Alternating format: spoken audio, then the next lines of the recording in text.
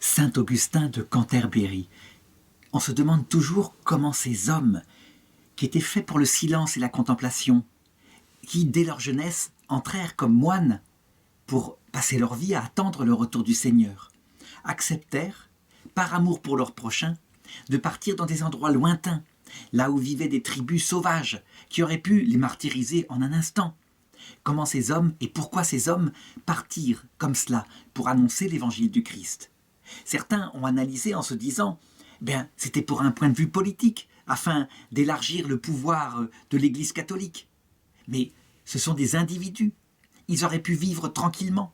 Il y a quelque chose d'autre qu'il faut bien se rendre compte. Quand il y a découverte du Christ, il y a toujours une constante qu'on oublie d'analyser dans ce domaine-là. La constante, c'est l'Esprit Saint. Ça veut dire que les gens sont transfigurés. Quand Jésus parle d'une naissance nouvelle, il ne dit pas quelque chose en vain. Tout d'un coup, une personne surgit et habite dans le cœur. Et c'est une présence forte qui donne un sens à la vie et qui indique que de l'autre côté de cette vie, après un voile très fin qui s'appelle le passage de la mort, on le verra face à face. Eh bien, c'est comme ça qu'il faut comprendre ce grand évangélisateur de l'Angleterre, l'équivalent de Saint Boniface pour l'Allemagne, et d'ailleurs ce sont des saints qui sont pratiquement contemporains. Eh bien, il faut comprendre Saint Augustin de Canterbury. Alors je vais raconter maintenant sa vie. D'abord, on ne connaît rien de sa naissance, et tout simplement parce que la période où il naît, vers peut-être 550 après Jésus-Christ, c'est une période terrible. L'Empire romain d'Occident est tombé, c'est ce qu'on date habituellement, en 476. Tout simplement pourquoi ? Eh bien, sans doute à cause de la décadence de ses élites, du fait qu'on ne veut plus donner sa vie pour défendre l'Empire, et qu'on a confié sa sécurité à des tribus barbares germaniques qui, à un moment donné, se sont retournées contre l'Empire et ont fini par le conquérir. Cependant, il faut le reconnaître, ça a été une terrible chute civilisationnelle. L'Empire romain, c'est un empire qui a intégré en lui la philosophie grecque, puisqu'il a conquis la Grèce. Et puis, il a gardé aussi en lui un droit romain. Et puis, c'est un empire qui est devenu chrétien. Et le christianisme, avec le message de Jésus, peu à peu, a affiné les élites romaines qui, il faut s'en souvenir, avant l'édit de Milan et surtout Théodose Ier qui en fit un empire catholique, eh bien, se nourrissaient, au lieu de jouer au football, de la joie de voir des hommes s'entretuer ou tuer d'autres hommes dans les arènes. Voilà, ça symbolise un petit peu comment l'apparition du Christ dans cet empire a fait toute chose nouvelle. Cependant, en Occident, l'irruption des tribus germaniques amène véritablement une chute de civilisation. Ces tribus-là, il faut bien le comprendre. Par exemple, en regardant la vie de Sainte Clotilde, qui est l'épouse d'un roi. Eh bien, Sainte Clotilde, quand on lui demande si elle préférerait que ses fils soient tués ou qu'ils soient tondus, tondus, ça veut dire obligés d'aller dans la vie monastique et puis déshonorés dans leur rôle de roi, puisque les rois francs portaient les cheveux longs. Eh bien, elle dit dans sa jeunesse « Oh, je préfère nettement qu'ils soient tués plutôt que tondus ». Elle deviendra sainte plus tard, elle le comprendra, mais c'est pour indiquer quel genre de mœurs avaient ces peuples par rapport aux mœurs déjà sophistiquées dans l'Empire romain. Nous sommes donc dans une période qu'on peut appeler le début du Moyen-Âge, qui n'a rien à voir avec la fin du Moyen-Âge, puisque c'est une période qui dure 1000 ans. Et là-dedans, qu'est-ce qui maintient la civilisation un petit peu comme ça en apnée ? Eh bien, les monastères, et en particulier les monastères fondés par saint Benoît de Nursie, et qui se sont peu à peu étendus sur l'Europe. Des monastères organisés, où des moines vivent en commun, où des moines cultivent la terre, et où ils adorent la culture, ils la maintiennent, si bien qu'ils attirent à eux non seulement des pauvres gens qui espèrent profiter, je dirais, de la richesse de ces monastères, mais en plus des hommes qui cherchent à se cultiver. Et donc, dans toute cette tourbe, naît parfois des hommes de lumière. Et le premier dont je dois parler dans cette histoire, c'est le fameux pape Saint Grégoire Ier, Saint Grégoire le Grand. Lui aussi, ça a été un moine. Il voulait se consacrer entièrement à Dieu dans la prière. Et quand on a vu la noblesse, la culture de cet homme-là, eh bien le peuple de Rome en a fait un moine. Et qu'est-ce qu'il a bien fait ? C'est un homme extraordinaire, dont je raconterai la vie une autre fois. Et puis, il y a Augustin, un de ses compagnons, qui est entré lui aussi chez les bénédictins à Rome, et qui l'apprécie beaucoup. Seulement, il s'avère que Saint Grégoire, le grand pape, est aussi un apôtre. Il est comme Saint Paul. Il se dit « Malheur à moi si je n'annonce pas l'Évangile. Ma course ne servira à rien. Je dois faire tout ce que je peux. » Et il a une grande angoisse.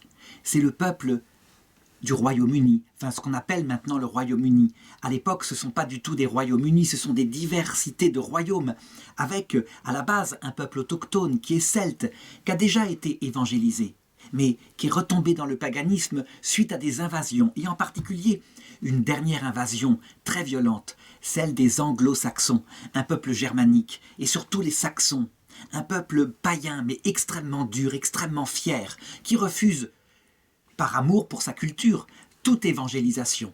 Et pour lui, c'est absolument indubitable, au point que cette histoire avec les Saxons durera jusqu'à l'époque de Charlemagne, donc bien plus tard. Et Charlemagne, il pensera qu'il faut utiliser la violence pour les convertir de force. Il y arrivera, mais jamais, jamais, ce peuple-là ne pardonnera à l'Église catholique les méthodes utilisées par Charlemagne.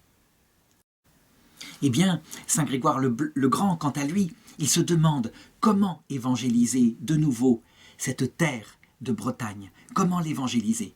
Eh bien, il faut envoyer des missionnaires. Et il en a sous la main. Il a ce moine Augustin.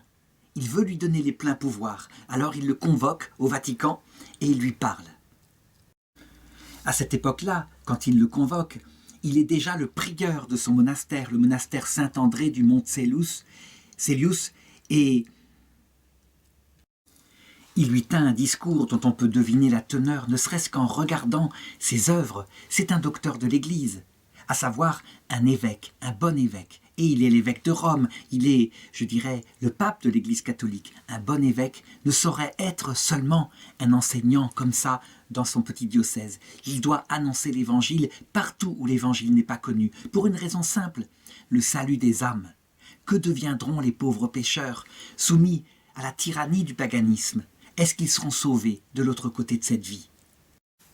Alors, il lui demande, au nom de l'obéissance, et il lui demande de partir avec tous les moines qui seront volontaires pour fonder là-bas un monastère, rien de tel qu'un monastère pour évangéliser. Et puis, il lui donne aussi carte blanche. S'il a besoin de pouvoir, de délégation, il les aura. Il est le pape, il est le vicaire du Christ. Alors, ça, ce n'est pas un problème. Alors, saint Augustin obéit, parce qu'il faut obéir à l'Église. L'obéissance, c'est la marque du salut, la marque de l'humilité. Et tant pis, il se reposera dans l'autre monde. Et il part avec ses compagnons en bateau depuis Rome, avec une première étape en Gaule, sur le monastère des îles de Lérins.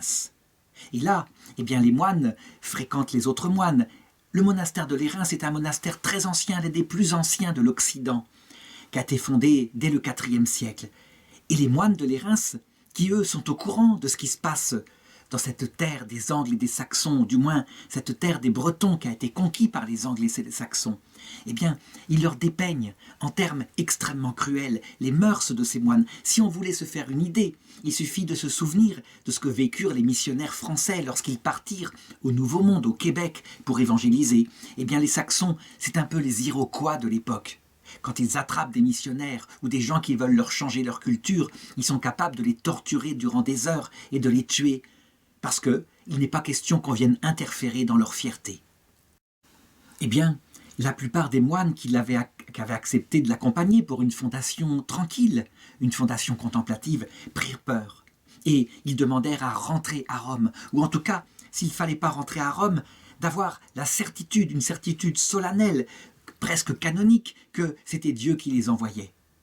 Devant cette révolte de ses frères, parce qu'on fait vœu d'obéissance, mais obéir c'est autre chose, eh bien, saint Augustin retourna à Rome. Il alla voir son ami, le pape Grégoire Ier, et il lui demanda plus de pouvoir afin de convaincre ses frères, parce qu'il ne pouvait pas partir seul, ça aurait été folie.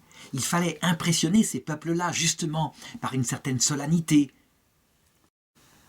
Ce sont des peuples païens et des peuples très pauvres. Si on arrive en étant humble et mal habillé, ils auront du mépris. Mais si on arrive avec de la pompe, une gloire, des richesses, des colifichets, alors ils seront impressionnés et ils penseront qu'on vient d'un grand roi de la terre, parce que le seul pouvoir qui leur provoque du respect, c'est justement la puissance terrestre des rois de la terre. Évidemment, le but, c'est de leur parler du roi du ciel, et d'abord d'en présenter la puissance, avant d'en présenter la vraie puissance, qui est celle de la croix. Parce qu'il a manifesté l'humilité et l'amour du cœur de Dieu, et qu'il est ainsi capable d'attirer à lui quelque chose de secret, de caché dans le cœur de l'homme, et souvent caché sous la brutalité accumulée dans ces civilisations hyper viriles. Eh bien, le saint pape Grégoire lui donna ce qu'il voulait. Il le nomma père abbé, avec une lettre solennelle, en indiquant aux moines qu'il fallait lui obéir en tout, qu'il était leur père, et qu'il ne fallait surtout pas se laisser impressionner par les racontars qu'on disait sur les Saxons.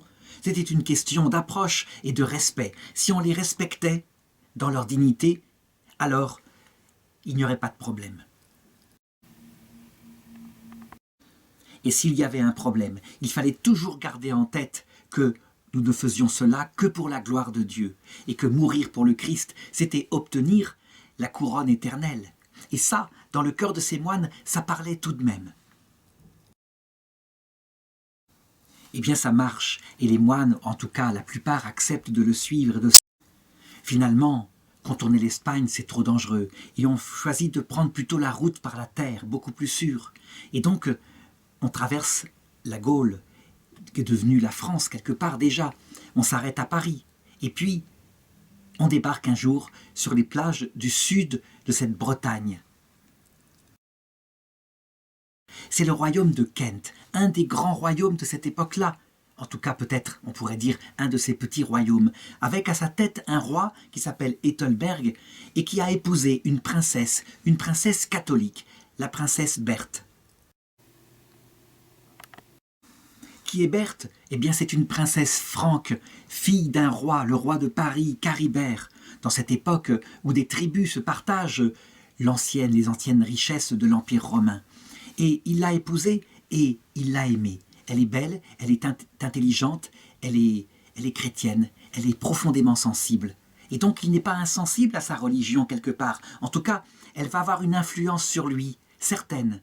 Et du coup, quand il entend parler que des missionnaires de la même religion que sa femme ont débarqué sur ces terres, eh bien, le roi Ethelberg ne les reçoit pas tout de suite.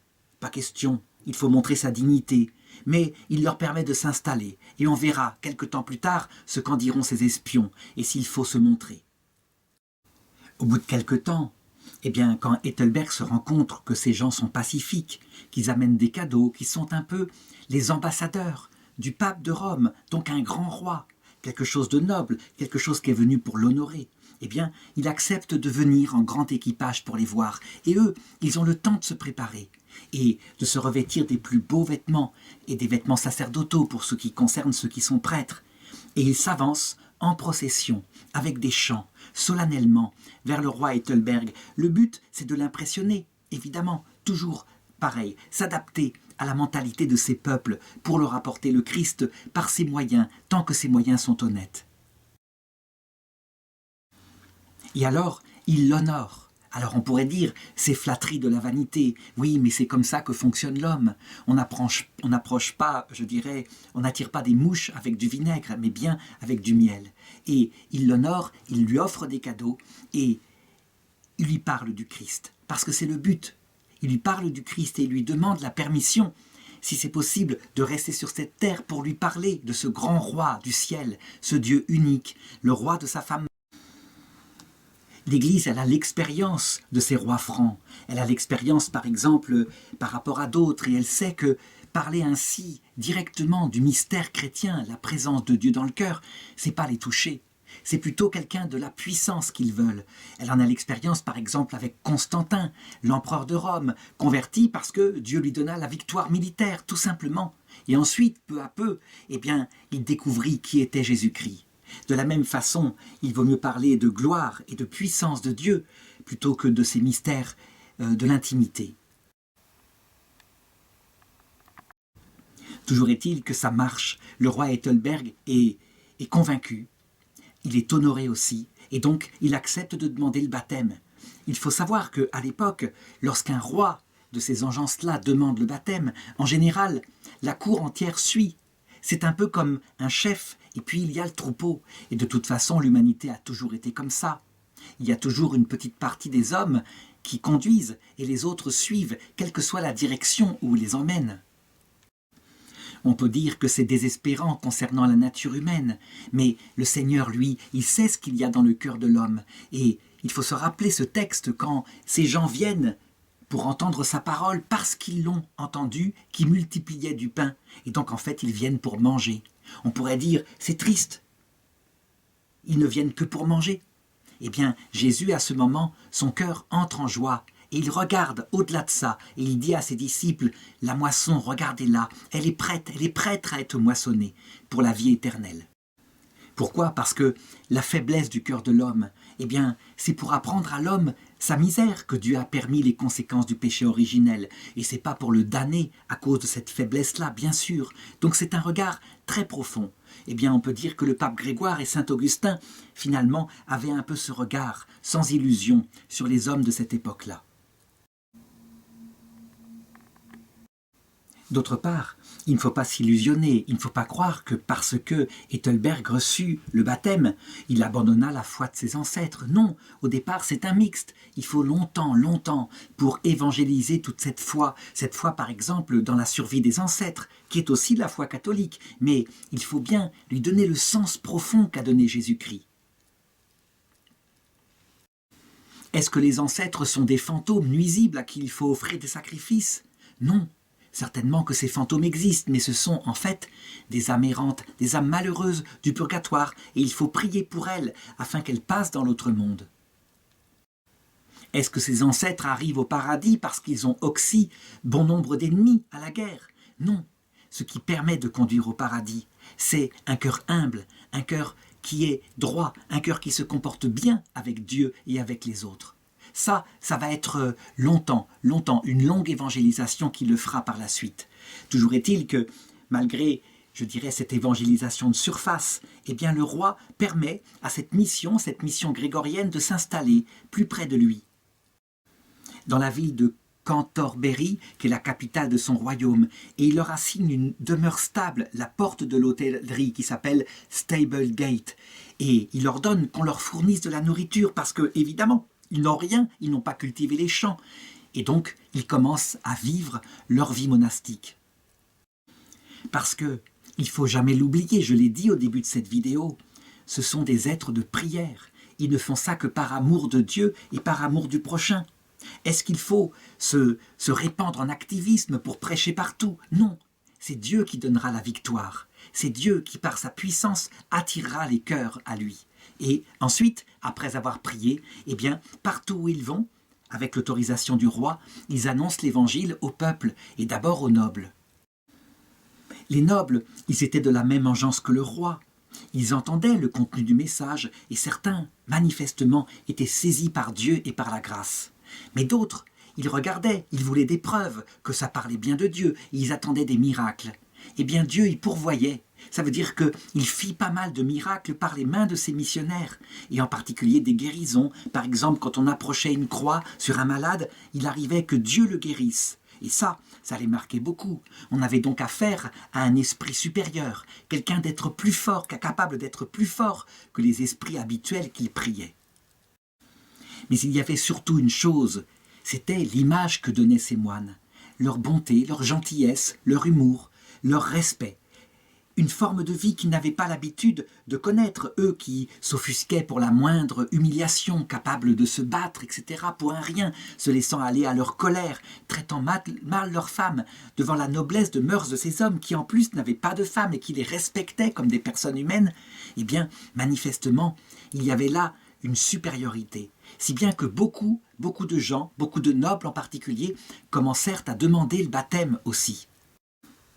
Il y eut, à cette époque-là, des échanges de courriers avec le grand souverain de Rome, le saint-pape Grégoire Ier. Et le pape Grégoire Ier répondit au roi que s'il voulait aider à l'évangélisation de son pays, il fallait montrer l'exemple par des bonnes mœurs, se comporter droitement, cesser l'adultère, et puis faire disparaître les idoles de son pays. Toute la question qui se pose là, c'est est-ce qu'on fait disparaître les idoles en arrachant les temples, en supprimant les statues?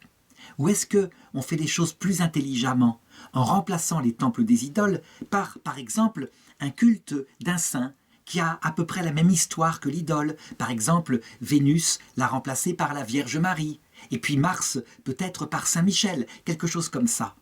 Eh bien, c'est une question qui s'est toujours posée dans l'Église catholique, mais l'Église catholique a toujours préféré cette méthode-là à celle qui a été employée parfois, qui consistait à renverser et à détruire les temples. Par exemple, en Égypte, il y eut une émeute à certains moments, et on détruisit certains temples qu'on considérait comme idolâtres.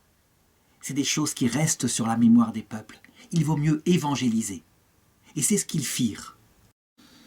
Malheureusement, cette méthode n'est pas acceptée par tous, et beaucoup de protestants considèrent que l'Église catholique, elle est devenue païenne parce que justement, elle a maintenant le culte des saints et des anges, alors qu'on n'adore que Dieu. La réalité, c'est que dans la foi de l'Église catholique, on n'adore que Dieu, mais les saints et les anges, on les honore parce qu'ils ont un rôle très efficace, voulu par Dieu. La première chose que fait Dieu, c'est d'envoyer ses enfants, ses amis, pour nous aider. Et, je dirais, pour faire des œuvres plus grandes que ce qu'il a fait lui-même lorsqu'il est venu sur terre. Il le dit textuellement dans l'Évangile selon saint Jean. C'est le chapitre 14, verset 12. En vérité, je vous le dis, qui croit en moi fera lui aussi les œuvres que je fais, et il en fera même de plus grandes, parce que je vais vers le Père. Ça, c'est l'humilité de Dieu qui, dès qu'il le peut, confie à ses enfants ses pouvoirs. Évidemment, c'est Dieu qui fait les miracles, ce ne sont pas les saints ni les anges. Et c'est pourquoi Jésus ajoute « Tout ce que vous demanderez en mon nom, je le ferai, afin que le Père soit glorifié dans le Fils. » Ça veut dire que cette humilité-là de Dieu, elle révèle l'humilité intime des personnes de la Trinité entre elles. Mais là, j'entre dans la théologie profonde et le roi Ethelberg était bien loin de la comprendre. Et c'est ainsi que, en quelques années, peut-être 1 ou 2 ans, la mission de saint Augustin fut une véritable, magnifique succès. C'est extraordinaire. Si bien que le pape Grégoire, informé de ça, se réjouissant dans sa prière d'une telle puissance de l'Esprit Saint, demanda à ce qu'il revienne, parce qu'il voulait lui conférer plus de pouvoir. Il voulait lui conférer les pouvoirs totaux, les pouvoirs de créer un clergé comme cela, dans cette terre de Bretagne. Et pour cela, il fallait qu'il soit consacré évêque, avec le pouvoir d'ordonner des évêques, ad libitum, sans avoir besoin d'en référer au pape. Il lui fallait une liberté apostolique dans cette terre d'évangélisation. Et donc, en 597, saint Augustin se rendit en Gaule, dans la ville d'Arles, une ancienne ville gallo-romaine, et il y reçut la consécration épiscopale. Et puis, il retourna dans le pays des Bretons, et là, 10 000 Saxons se présentèrent pour recevoir le baptême. Ça veut dire que la mission d'évangélisation commençait à marcher chez les Saxons. Quant au roi de Kent, bouleversé sans doute plus profondément qu'il ne le disait par la foi, atteint dans son cœur, eh bien, il accepta de laisser son propre palais à ce missionnaire pour en faire un monastère quelque part, et aussi pour en faire le siège épiscopal du nouvel archevêque qui arrivait. Et c'est ainsi que depuis cette époque-là, eh bien, l'archevêque de Canterbury est devenu le primat d'Angleterre. On se mit au chantier et on se mit à construire une basilique. Et c'est ainsi que saint Augustin est à la fois le premier archevêque, mais aussi le premier abbé de l'abbaye qui est à côté. Alors, est-ce qu'on peut dire que saint Augustin réussit en tout? Non, il faisait comme il pouvait, et il pouvait faire des bêtises. Et l'une des bêtises qu'il fit, d'après saint Bède le Vénérable, un historien anglais un peu plus tardif qui raconte son histoire, eh bien, ce fut de la façon dont il essaya de ramener à l'unité catholique et sous son autorité les catholiques du pays, ceux qui avaient été évangélisés jadis, ceux qui étaient celtes. Et pour ce faire, eh bien, au lieu de les recevoir humblement, d'aller vers eux à pied, en leur disant « réunissons les choses, unissons l'Église autour d'un seul pasteur », eh bien, il se présenta, il crut que c'était comme ça qu'il fallait faire, comme avec les Saxons, il se présenta assis sur un trône pontifical, en grand habit ecclésiastique. Le problème, c'est que les Celtes, eux, ils détestaient les Saxons, Ils avaient été envahis par eux et par les Angles, et donc ils avaient refusé de les évangéliser. C'était pour ça d'ailleurs que le pape avait envoyé des missionnaires venant de l'Italie. Et donc, devant cette arrogance, ce qu'ils prirent en tout cas pour de l'arrogance, ils refusèrent de se ranger sous son autorité.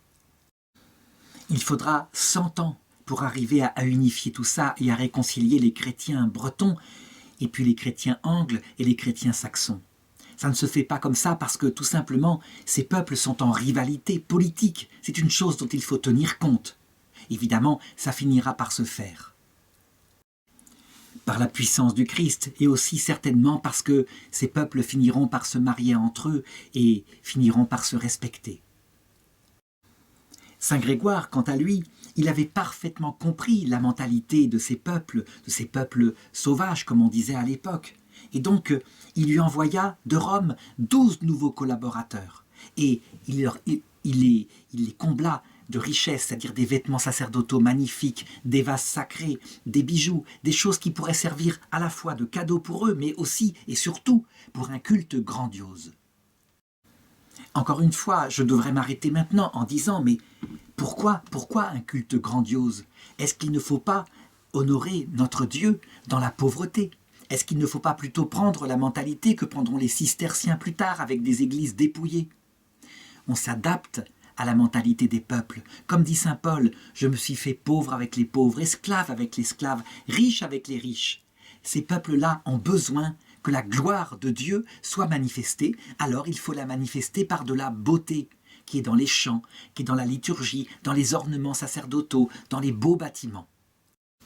Jésus le disait, les rois de ce monde, ils sont intelligents quand il s'agit de conquérir des terres, et c'est une conquête passagère. L'Empire romain savait faire, en respectant les coutumes des peuples. Et est-ce que pour le royaume de Dieu, il ne faudrait donc pas être intelligent? À Noël 597, on peut dire que c'est un peu le summum de sa mission et de la joie. Il a la joie de baptiser des milliers de sujets du roi du Kent, Ethelberg, et il dépêche même à Rome 2 de ses moines pour annoncer la bonne nouvelle au pape. Alors le pape, heureux comme tout, rendant grâce à Dieu, chantant un Te Deum dans les basiliques romaines, eh bien, il décide, par retour de courrier, pourrait-on dire, d'envoyer ses moines avec le pallium. Le pallium, c'est une bande de tissu que portent les archevêques et sur laquelle est brodée 5 croix qui correspondent aux 5 plaies du Christ.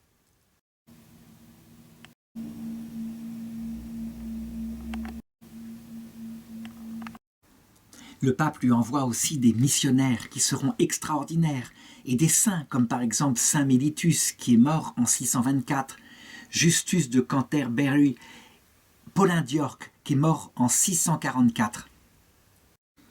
Saint Augustin, qui est archevêque de cette nouvelle chrétienté, correspondra avec eux jusqu'à la fin de sa vie et les chargera, et bien peu à peu, d'établir le culte chrétien partout où était le culte païen. C'est ainsi que saint Augustin, archevêque de Canterbury, eh bien, il ordonnera tous les évêques d'Angleterre de cette époque-là. Il fondera 12 évêchés. Il leur demandera, je dirais, de gouverner l'Église de l'Angleterre du Sud. Saint Augustin, à partir de là, aurait pu se reposer dans son évêché, reprendre sa vie monastique paisiblement et laisser la grâce de l'Esprit Saint et ses collaborateurs travailler pour lui. Eh bien non. Le pape Grégoire ne lui laissait pas le repos. Il y avait d'autres peuples à évangéliser dans ce pays rude, d'autres royaumes, et en particulier le royaume des Saxons, ces envahisseurs venus de Germanie. Ils habitaient à l'ouest du royaume de Kent, et beaucoup de Saxons s'étaient déjà convertis. Et donc il partit comme missionnaire. Alors, à la fois alliant une grande pauvreté pour montrer son désintéressement, mais en même temps la beauté pour les impressionner de la même façon. Et là, on doit le reconnaître, un peu comme en Germanie, les missions auprès des Saxons ne marchèrent pas. Ils étaient fiers, ils avaient une mentalité tout à fait différente. Pour eux, accepter la conversion comme ça, c'était perdre leur culture native, le culte de leur Dieu qui leur avait donné, par la conquête et par le glaive, ces terres nouvelles où ils habitaient maintenant. Et donc, il faut le reconnaître, cela ne marcha pas. Et cela fit réfléchir beaucoup l'Église. Comment les Saxons allaient-ils accueillir le royaume de Dieu? C'était difficile. Toujours est-il qu'on attenta à sa vie, il faillit être exécuté par eux, lynché, quelquefois torturé, et finalement il réussit à survivre pour revenir dans son archevêché. C'est là qu'il a pris, exactement en 604, la mort de son mentor, de son ami, le pape Grégoire Ier, qui avait tant fait pour évangéliser, qui avait réformé l'Église profondément, qui avait assaini les mœurs de l'Église à cette période-là, qui était aussi une période de décadence. Parce que, il faut le savoir, la fleur de l'Évangile qui pousse si haut, eh bien, elle est accompagnée de la lourdeur de notre chair, qui nous entraîne périodiquement à entrer en décadence dans l'Église catholique. Donc on peut dire qu'on doit au pape Saint Grégoire le Grand une première réforme, entre guillemets, grégorienne, tandis qu'il y en aura une autre, encore peut-être plus importante, due à Grégoire VII, et qui réformera l'Église à peu près 500 ans plus tard, lorsqu'il y aura une nouvelle crise de décadence. Saint Augustin, qui lui-même ne devait pas avoir dépassé 60 ans, eh bien sentait la mort approcher. À cette époque-là, on ne vivait pas vieux tant la vie était rude. Et donc, il désigna son successeur sur le siège primatial de l'Angleterre. Et puis, 2 mois après la mort de Grégoire Ier, eh bien lui aussi, il partit pour l'autre monde.